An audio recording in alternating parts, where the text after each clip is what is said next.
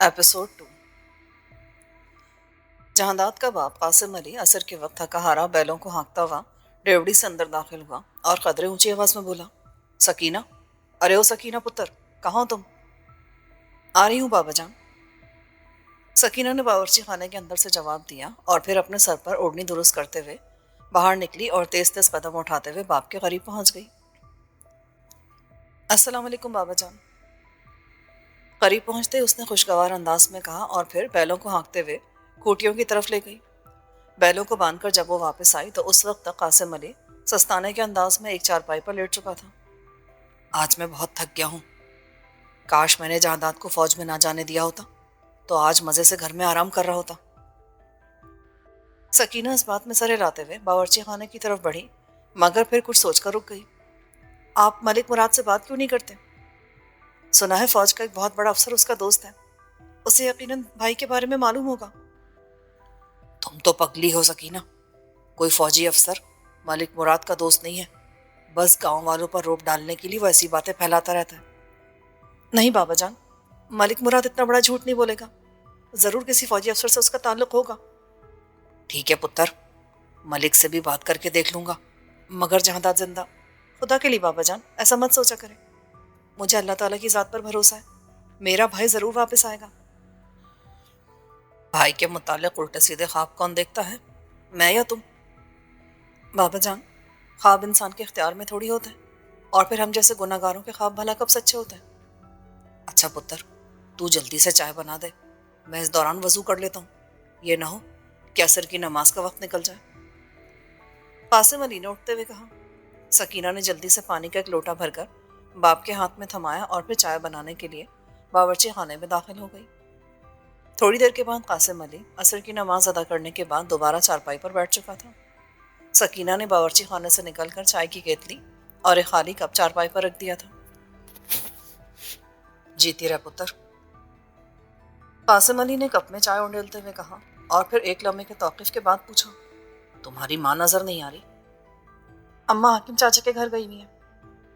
तुम्हारी अम्मा को शायद घर में आराम नहीं मिलता, इसलिए हर वक्त घर से बाहर रहती है। अरे नहीं बाबा जान, उन्हें चच्ची ने बुलवाया है। क्यों, कोई खास बात है क्या? वो दरअसल जैनब अभी तक घर नहीं पहुंची, इसलिए चच्ची जरा परेशान थी और उसी परेशानी के आलम में उसने अम्मा को अपने यहाँ बुलवा लिया। ये फातिमा भाभी भी बड़ी अजीब सी औरत है। भाई जैनब कोई पहली बार तो घर से नहीं निकली, इंसान को देर सवेर तो हो ही जाती है। इसी दौरान खतीजा डेवड़ी की तरफ से नमूदार हुई और सकीना उसे देखकर बोली, अम्मा आ रही है। जो ही वो उनके नजदीक पहुंची, सकीना ने बेताबी से पूछा, अम्मा क्या जैनब घर पहुंच गई? अभी तक तो नहीं पहुंची। खुदा खैर करे, जवान जहान लड़की है, कहीं कुछ हो गया तो हम किसी को मुंह दिखाने के लायक नहीं रहेंगे। ये क्या तुमने मकाना बातें शुरू कर दी? फातिमा की तरह शायद तुम्हारा भी दिमाग चल गया है। कासिम अली ने कदरे दरश्त अंदाज में कहा, मेरा दिमाग बिल्कुल ठीक ठाक है। आपका भाई अभी तक शहर की मंडी से वापस नहीं लौटा, ऊपर से शाम पड़ने वाली है और जवान लड़की घर से बाहर है। ऐसी सूरत में मेरे मुंह से खैर के कलमात कैसे निकल सकते हैं? खुदा से नेक गुमान रखना चाहिए, तुम बुरा सोचोगी तो अच्छा कैसे पेश आएगा? मेरे सोचने से अगर कुछ होता ना तो शायद अब तक जैनब घर आ चुकी होती। मुझे यकीन है वो खैर खैरियत से आएगी, बस तुम खुदा पर भरोसा रखो, वो बड़ा कारसाज है। खुदा पर ही तो भरोसा है, वरना हाँ हाँ, वरना तो तू आसमान सर पे उठा लेती या फिर खुद ही कमर कस के जैनब को तलाश करने निकल पड़ती। आपको तो बस बातें ही बनाना आता है, इतना नहीं होता कि जाकर बच्ची को तलाश कर लें। फातिमा का रो रो कर बुरा हाल हो गया है। अच्छा अच्छा, जाता हूँ, ज्यादा मुंह बेसूड़ने की जरूरत नहीं है, मैं जैनब को साथ लेकर ही आऊंगा। ऐ खुदाया, मेरी बच्ची को सलामत रखना। खतीजा खुद कलामी के अंदाज में बोली। वो दोनों पहलू बा पहलू चलते हुए फतेहपुर की तरफ रवाना हुए थे। जैनब के सर पर खुश्क लकड़ियों का एक गट्ठा था, गो के काफी वजनी था, मगर उस देहाती दोशीजा के लिए यह वजन मामूल की बात थी। ये चरवाहा कौन है? जहादाद ने चलते चलते सवाल किया। मालिकों का भांजा है हरामखोर, गांव की हर लड़की को मौका बेमौका तंग करना उसका मशगला है। असल में सारी गलती मेरी थी, मुझे लकड़ियां चुनने के लिए इतनी दूर नहीं आना चाहिए था। अगर मुझे मालूम होता तो मैं भूल कर भी इधर का रुख ना करती। बड़ा मलिक इसको कुछ नहीं कहता? जहादाद, 5 برس کا عرصہ بہت زیادہ ہوتا ہے۔ بڑے ملک کو گزرے 3 سال ہو چکے ہیں۔ ان کی زندگی میں کسی کی مجال نہیں تھی کہ وہ گاؤں کی بہو بیٹیوں پر بری نگاہ ڈال سکے، مگر اب تو پورے گاؤں میں جنگل کا قانون چلتا ہے۔ تم نے ملکوں کے بھانجے پر ہاتھ اٹھا کر دشمنی کی ابتدا کر دی ہے۔ میں ایک سپاہی ہوں زینو، اور سپاہی پورے دیس کا محافظ ہوتا ہے۔ زندگی اور موت سپاہیانہ کھیل کا ایک حصہ ہے۔ وہ سپاہی ہی کیا جو اپنے گھر کی حفاظت نہ کر سکے؟ ملکوں کی ایسی کی تیسی، اس ڈر کو اپنے دل سے نکال دو۔ اگر مجھے پہلے علم ہوتا تو شاید میں اسے جان سے مار ڈالتا۔ جہادات کے آخری جملے نے اسے چونکنے پر مجبور کر دیا، تاہم وہ انجان بن کر بولی، کیا تم صرف میری وجہ سے ملکوں سے دشمنی مول لوگے؟ ظلم کے خلاف لڑنے کے لیے کسی کا وجہ ہونا ضروری نہیں ہوتا۔ تمہاری جگہ کوئی بھی لڑکی ہوتی تب بھی میں اس کا یہی حشر کرتا۔ جہادات کے اس غیر متوقع جواب نے ایک لمحے کے لیے تو اس کی ساری خوش فہمی دور کر دی، اور اس کے چہرے پر خوشی کے جلملاتے ستارے مان پڑتے چلے گئے۔ لیکن ایک لمحے کے توقف کے بعد جب وہ دوبارہ بولا تو زینب خود کو خوشی کے 7ویں آسمان پر اڑتا محسوس کر رہی تھی۔ زینو، میں گاؤں کی ہر لڑکی کی عزت کی حفاظت کروں گا، مگر تمہاری عزت کی خاطر تو میں شاید سولی پر بھی چڑھنا گوارا کر لوں۔ تم میرے سگے چاچا کی بیٹی ہو۔ بس چاچا کی بیٹی ہوں صرف اس لیے؟ جہادات ایک لمحے کے لیے گڑبڑا کے رہ گیا۔ اسے ایک ان پڑھ دیہاتی دوشیزہ سے اس قدر بے باکی کی توقع نہیں تھی، تاہم وہ سنبھل کر بولا، کیا اتنا کافی نہیں ہے کہ تم میرے چاچا کی بیٹی ہو؟ بعض باتیں انکہی رہیں تو بہتر ہوتا ہے۔ خیر چھوڑو ان باتوں کو۔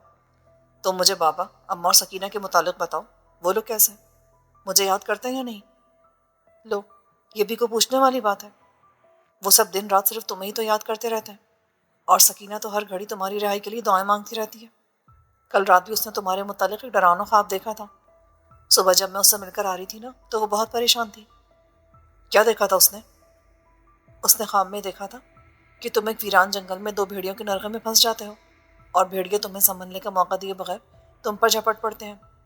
بھیڑیوں سے لڑتے لڑتے تم بہت زیادہ گھائل ہو جاتے ہو، اور پھر بھیڑیے تمہیں گرا کر تمہارا گوشت نوچنا شروع کر دیتے ہیں، مگر تم بے حس حرکت پڑے رہتے ہو۔ یہ خواب دیکھنے کے بعد دہشت کے مارے سکینہ کی آنکھ کھل گئی، اور پھر اس نے بقیہ رات جاگ کر گزاری۔ پگلی ہے وہ، یا پھر اس کا معدہ خراب ہے جو اس طرح کے الٹے سیدھے خواب دیکھتی ہے۔ کچھ بھی ہو، لیکن وہ بہت پریشان ہے۔ یوں ہی باتیں کرتے کرتے وہ اس قدرتی نالے تک پہنچ گئے جس کے دوسری جانب کچھ فاصلے پر فتح پور گاؤں آباد تھا۔ سورج بس کچھ دیر کا مہمان تھا۔ اس کی ڈوبتی کرنوں میں بہت ساری دھوئیں کی لکیریں آسمان کی طرف اٹھتی دکھائی دے رہی تھیں۔ دھوئیں کی یہ لکیریں اور سورج کی کرنیں فضا میں ایک عجیب اور دلکش منظر پیش کر رہی تھیں، ایک ایسا منظر جسے الفاظ کا جامہ پہنانا ناممکن نہ صحیح مشکل ضرور تھا۔ یہ منظر دیکھ کر جہادات نے اپنے دل میں خوشگوار دھڑکنیں محسوس کی۔ گزشتہ 5 برس میں ایسے مناظر اس کے لیے ماضی کا ایک سہانا خواب بن کے رہ گئے تھے۔ ایک قیدی کی حیثیت سے اس نے دشمن کی سرزمین پر جو کٹھن لمحات گزارے تھے، انہوں نے اس کی حص لطافت کو بے حسی اور اکتاہٹ کی ایک دبیز چادر تلے چھپا دیا تھا۔ مگر اب ایک بار پھر خوشیاں باہیں کھولے اسے زبان حال سے خوش آمدید کہہ رہی تھیں۔ نالا تقریباً خشک پڑا تھا، البتہ کہیں کہیں گڑھوں میں ٹکڑیوں کی صورت میں پانی موجود تھا جو گاؤں کے لوگوں اور مویشیوں کی ضرورت کے لیے ناکافی تھا۔ مگر گاؤں والے ایسے حالات کے عادی تھے۔ ان کے لیے یہ مسئلہ کچھ زیادہ اہمیت کا حامل نہیں تھا، کیونکہ برسات کے موسم میں نالا نہر کا روپ دھار لیا کرتا تھا، اور لوگ زمینوں کو سیراب کرنے کے ساتھ ساتھ ضروریات زندگی کے لیے بھی پانی کے مسئلے سے آزاد ہو جاتے تھے۔ تاہم کبھی کبھار جب نالا بالکل خشک ہو جایا کرتا تو گاؤں کے لوگ اونٹوں اور گدھوں پر مشکیزیں لاد کر دور دراز کے علاقوں سے پانی بھر لاتے تھے۔ لیکن ایسی صورتحال سالوں بعد کبھی کبھار ہی پیش آتی تھی۔ وہ دونوں جب نالا عبور کر کے دوسری طرف پہنچے تو سورج تقریباً مغربی پہاڑیوں میں روپوش ہونے والا تھا۔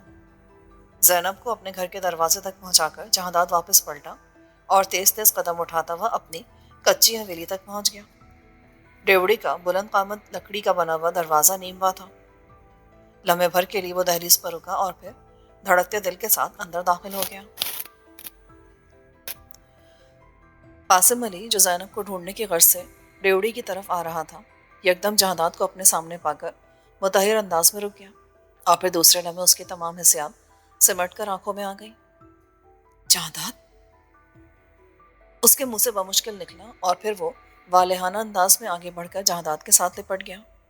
وہ وارفتگی سے اپنے نوجوان بیٹے کو چومتا جا رہا تھا اور جہادات کو یوں لگ رہا تھا جیسے وہ جھلستے ہوئے صحرا سے نکل کر اچانک ایک ایسے نخلستان میں آ گیا ہو جہاں سایہ دار درختوں کے نیچے ٹھنڈے میٹھے پانی کے چشمے بہہ رہے ہوں۔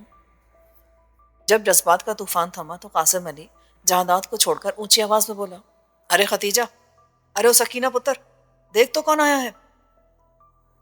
ان دونوں نے باہر نکل کر جب جہادات کو دیکھا تو ان پر شادی مرگ کی کیفیت طاری ہو گئی۔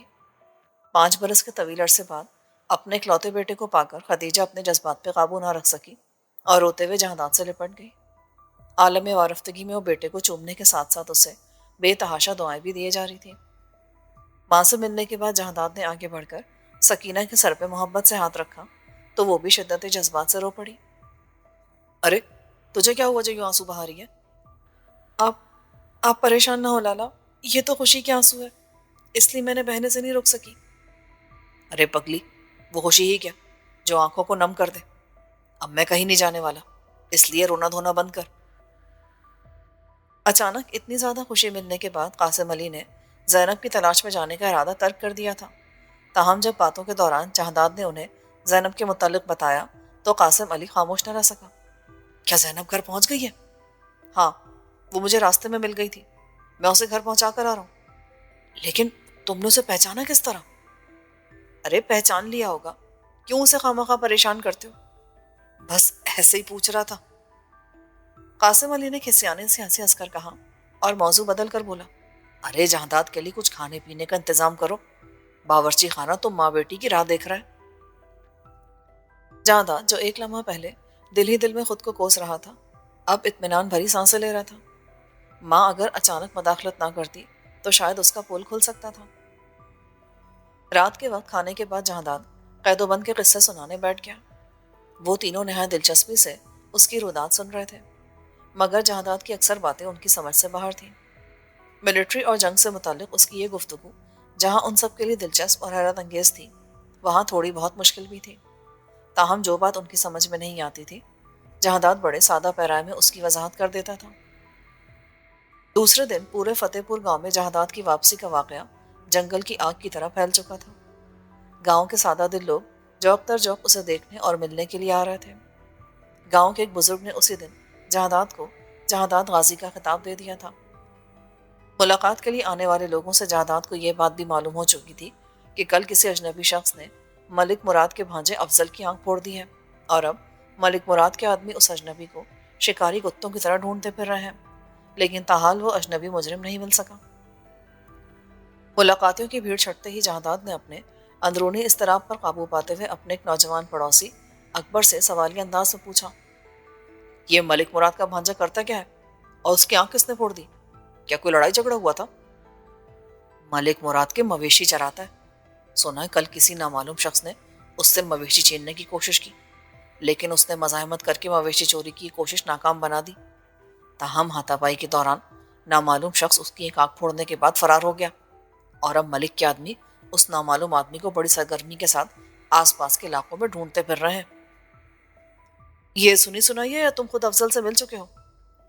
میں خود تو اس سے نہیں ملا، لیکن مزاج پرسی کے لیے جانے والے ہر شخص کو اس نے یہی کہانی سنائی ہے۔ تمہارے خیال میں یہ کارروائی کس کی ہو سکتی ہے؟ کیا واقعی اس نامعلوم شخص کا مقصد مویشی چھیننا ہی تھا؟ میرا دل تو نہیں مانتا، کیونکہ جو کچھ افضل لوگوں کو بتا رہا ہے وہ ناقابل یقین لگتا ہے۔ ایک آنکھ پھوڑنے والا اس کی دوسری آنکھ بھی پھوڑ سکتا تھا، پھر بآسانی مویشی لے جا سکتا تھا۔ مجھے تو یہ کوئی اور ہی چکر لگتا ہے۔ چکر؟ میں سمجھا نہیں، تم کہنا کیا چاہتے ہو؟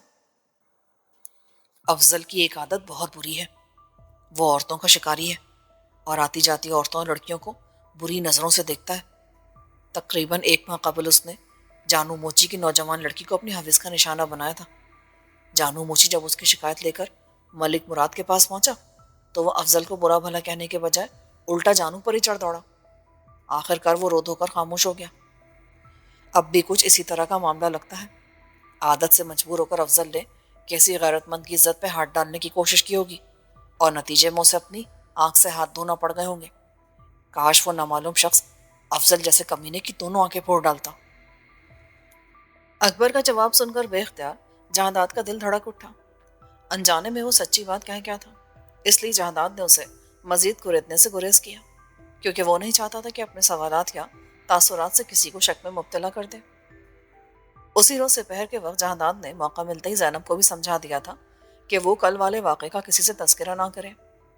یہ جہانداد کی خوش قسمتی تھی کہ زینب نے اور تو اور ابھی تک اپنے والدین کے سامنے بھی اس بات کا ذکر نہیں کیا تھا۔ حالانکہ ماں نے اس سے پھٹی ہوئی قمیص کے متعلق استفسار بھی کیا تھا، تاہم اس نے جھاڑیوں سے الجھنے کا بہانہ بنا کر ماں کو ٹال دیا تھا۔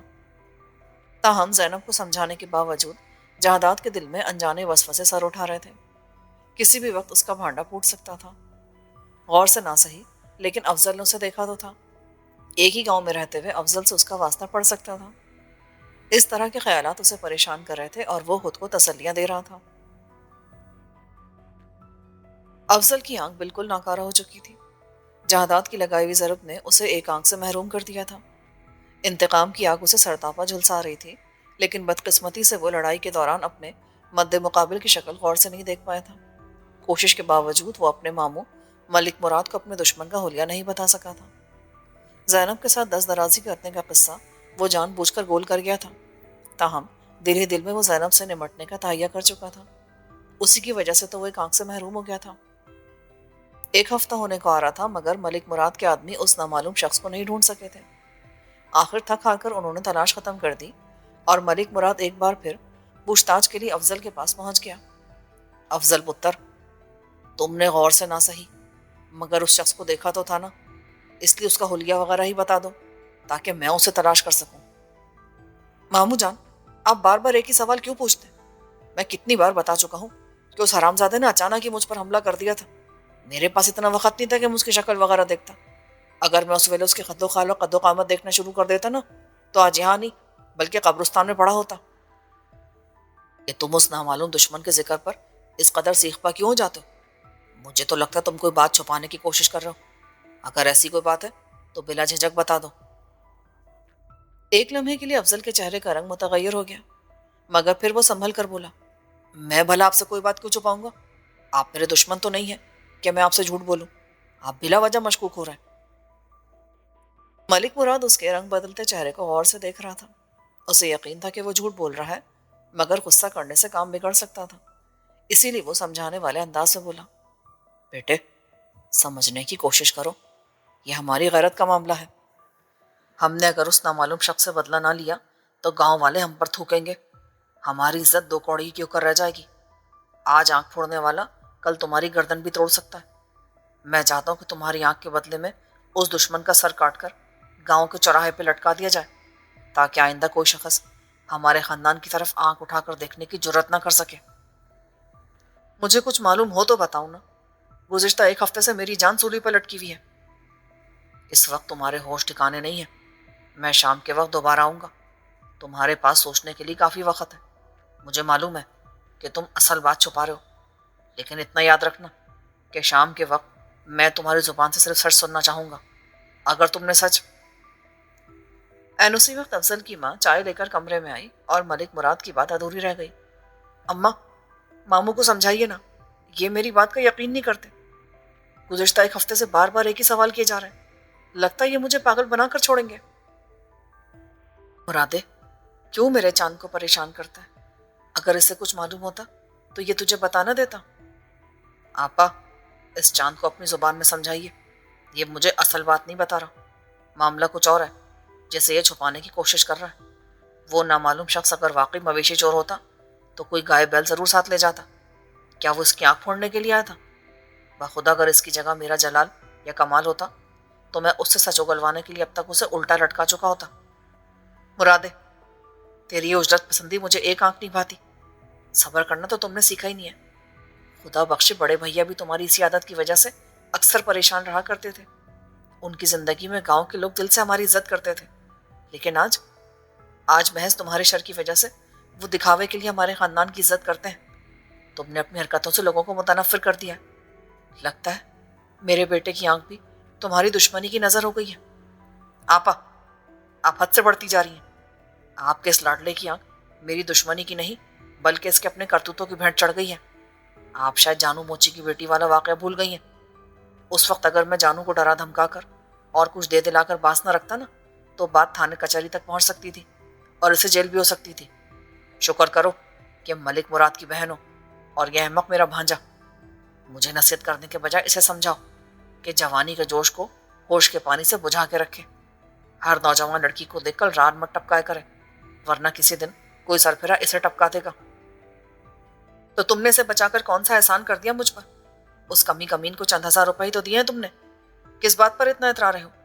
क्या अब्बा जी की विरासत में मेरा कोई हिस्सा नहीं? तुम्हारे दोनों बेटे शहर में पढ़ रहे हैं, कल कला को वो बाबू बन जाएंगे। और ये, उसने अफजल की तरफ इशारा किया, ये तुम्हारा कामा बनकर रह गया है। इस बिन बाप के बच्चे पर तुम्हें को रहम नहीं आता? हम माँ बेटे अगर तुम पर बोझ है तो हमें हमारा हिस्सा देकर अलग कर दो। हम तुम्हारे सहारे के बगैर भी जीना जानते हैं। बहन की जुबान से जायदाद के बंटवारे की बात सुनकर उसके पैरों तले से जमीन निकल गई। उसने फौरन ही गिरगिट की तरह रंग बदल लिया। बड़ी बहन के जज्बात से खेलना उसे बखूबी आता था। सुहरा आपा, आप भी कमाल करती हैं, बात को कहाँ से कहाँ ले जाती हैं। मैंने ये कहा कि मैं आप लोगों को बोझ समझता हूँ? बाखुदा जलाल और कमाल की तरह मैं अफजल को भी अपना बेटा ही समझता हूँ। मैं अगर बार बार अफजल के पास उस नामालूम शख्स का पता मालूम करने आता हूँ तो महज इसलिए कि उससे अफजल का बदला ले सकूं। मुझे तो सिर्फ अपनी आपा की खुशी अजीज है। अगर तुम्हें वाकई मेरी खुशी अजीज है तो आइंदा कभी भूल कर भी अफजल से उस नामालूम शख्स के मुतालिक सवाल ना करना। मैं खुद कोशिश करके मालूम कर लूंगी। अगर किसी लड़की वगैरह का चक्कर हुआ तो मैं अफजल की दूसरी आंख भी फोड़ डालूंगी। आपा, आप मुझसे खफा तो नहीं है ना?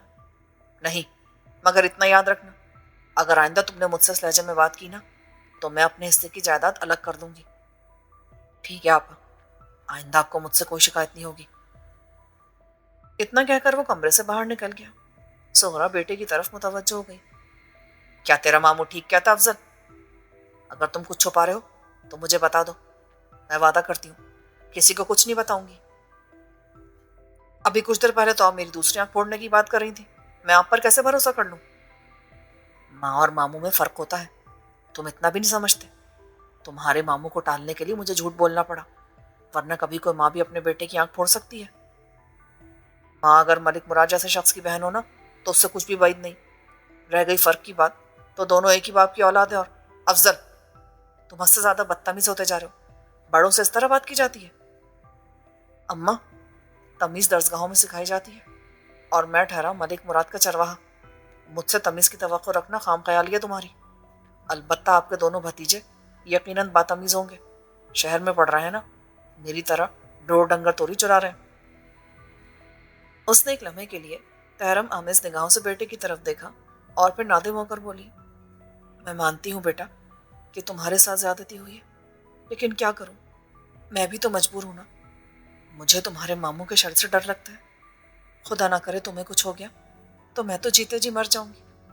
तुम्हें क्या मालूम कि मेरे दिल पर क्या बीत रही है। जिस तरह मुझे नहीं मालूम कि आपके दिल पर क्या बीत रही है, बिल्कुल इसी तरह आपको भी नहीं पता कि आपके बेटे के दिल पर क्या बीत रही है। आप बेटे की वजह हमेशा भाई का साथ देती हैं। मेरा सच भी आपकी निगाहों में मशकूक है, जबकि मामू का शक भी आपको सच लगता है। इससे बड़ी महरूमी भला मेरे लिए और क्या हो सकती है? अफजल ने आलम यासियत में जवाब दिया और माँ लाजवाब होकर रह गई।